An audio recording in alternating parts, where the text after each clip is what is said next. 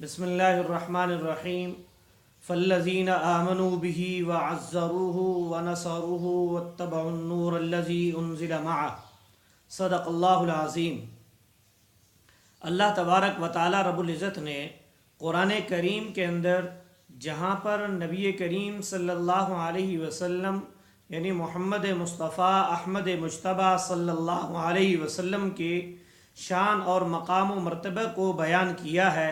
اور ان کے فرض منصبی کو بیان کیا ہے، اسی کے ساتھ ہی مسلمانوں سے چند امور کا تقاضا بھی کیا ہے، یعنی وہ چیزیں جو ہر مسلمان شخص پر ضروری ہے کہ ان کی بجا آوری کو یقینی بنائے، لازمی پکڑے۔ انہی میں سے نبی کریم صلی اللہ علیہ وسلم کی عزت کرنا، آپ صلی اللہ علیہ وسلم کی تعظیم اور توقیر کرنا اور آپ صلی اللہ علیہ وسلم کی مدد اور نصرت کرنا، یہ مسلمانوں کے اوپر لازم قرار دے دیا گیا ہے۔ اب آج 1400 سال کے بعد نبی کریم صلی اللہ علیہ وسلم کی عزت اور آپ صلی اللہ علیہ وسلم کی مدد اور نصرت کس طریقے سے ہو سکتی ہے، اس کی واضح اور بین دلیل یہ ہے کہ جناب نبی کریم صلی اللہ علیہ وسلم کی شان اور مقام اور مرتبے سے متعلق جو بھی کوئی بدقماش، کوئی لعین، کوئی مردود، کوئی کذاب الاشر جو ہے وہ اگر اس پر نقب زنی کی کوشش کرتا ہے، اس پر حملہ اور ڈاکہ ڈالنے کی کوشش کرتا ہے، تو اس کے اس راستے کو، اس کے اس ہاتھ کو، اس کی اس سازش کو، اس کی اس کوشش اور کاوش کو توڑ دیا جائے، کچل دیا جائے، مسل دیا جائے اور ان کی کسی بھی ناپاک سازش کو کامیاب نہ ہونے دیا جائے۔ یہ ہر مسلمان کا فریضہ ہے، ہر مسلمان پر یہ لازم ہے اور ضروری ہے۔ یہی وجہ ہے کہ موجودہ حالات کے اندر جب ہالینڈ، نیدرلینڈ میں گستاخانہ خاکوں کے مقابلے کے حوالے سے ایک فضا بنی تو حکومت پاکستان نے ایک قابل تعریف کردار ادا کیا، تاہم اس کے اپنا 24 گھنٹے بھی نہیں گزرے تھے اس واقعہ یا اس مذموم عمل کے خلاف جو حکومت نے ایک مستحسن قدم کیا، اسی کے ساتھ ہی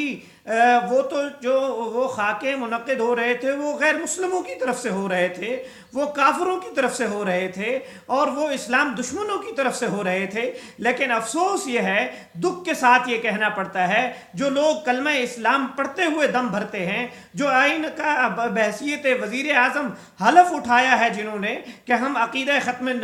خاتم النبیین کی حفاظت کریں گے، اس پر ایمان رکھتے ہیں، اس کا ایقان رکھتے ہیں، وہی شخص اپنی اقتصادی کونسل کے اندر، مالیاتی امور کے اندر ایک ممبر ایسے شخص کو بناتا ہے جن کی تاریخ ہے کہ انہوں نے مسلمانوں اور اسلام اور خطہ بر صغیر اور ملک پاکستان کے ساتھ غداری کی ہے، بے وفائی کی ہے، نقب زنی کی ہے۔ وہ مرزا غلام قادیانی ہو تب، وہ سر ظفر اللہ خان ہو تب، وہ اپنا ایم احمد ہو تب، وہ مسٹر منصور احمد ہو تو تب، اور ڈاکٹر عبدالسلام ہو تب۔ یہ ایک قادیانیوں کی ایک پوری تاریخ ہے، وہ تاریخ مجروح جو مکروہ تاریخ ہے کہ جس میں انہوں نے اسلام دشمنی میں، پیغمبر اسلام کی دشمنی میں اور پاکستان کو 1971 میں توڑنے کی سازش کے اندر اور پاکستان میں 1973 اور 74 کے آئین کی منظوری کے خلاف جنیوا کنونشن میں جا کے، جنیوا انسانی حقوق کے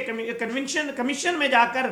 جو مسلمانوں کے یا پاکستان کے خلاف جو قرارداد انہوں نے پاس کرائی ہے وہ انہی قادیانیوں نے کی ہے۔ اور آج ہمارے وزیر اعظم عمران خان صاحب اور ان کی ذریت اور ان کے ماننے اور چاہنے والے، ان کے دلدادہ جو لوگ ہیں، وہ دشمن اسلام، دشمن خاتم النبیین صلی اللہ علیہ وسلم کے محافظ بن رہے ہیں اور اس کی وکالت کرتے نظر آ رہے ہیں کہ جی کیا ہوا، وہ مسلمان نہیں ہے تو کیا ہوا، اقلیت میں تو موجود ہیں، وہ پاکستانی شہری تو موجود ہیں۔ بھائی آپ تعریف تو پڑھیے، علامہ اقبال نے قادیانیت کے متعلق کیا کہا ہے، اور پھر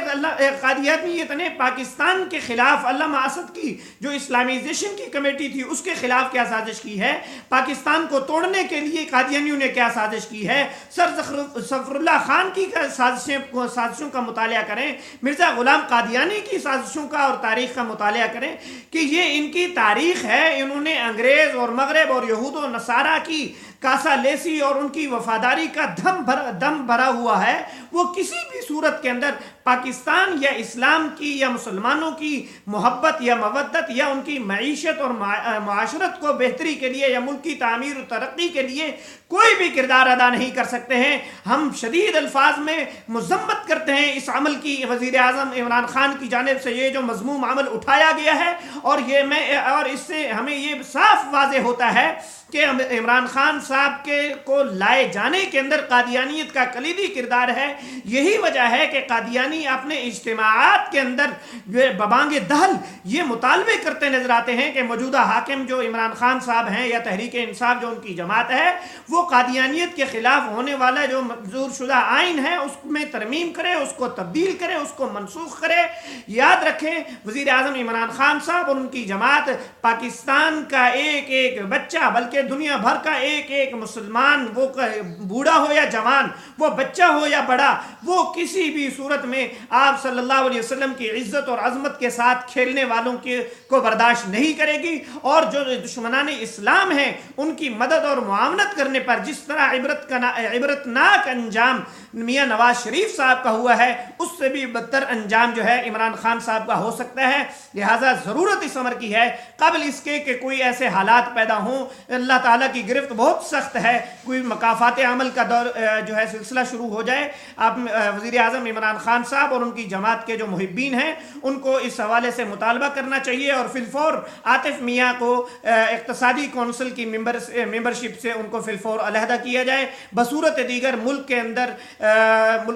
ملک پاکستان کا ہر غیرت مند باشعور مسلم جوان جو ہے وہ سیسا پلائی ہوئی دیوار بن جائے گا، اور وہ صدائے احتجاج بلند کرے گا، اور اس حکومت کو اپنی جو ہے ناکامی اور نامرادی اس مسئلہ کے اوپر اس کا سامنا کرنا پڑے گا۔ والسلام علیکم ورحمۃ اللہ وبرکاتہ۔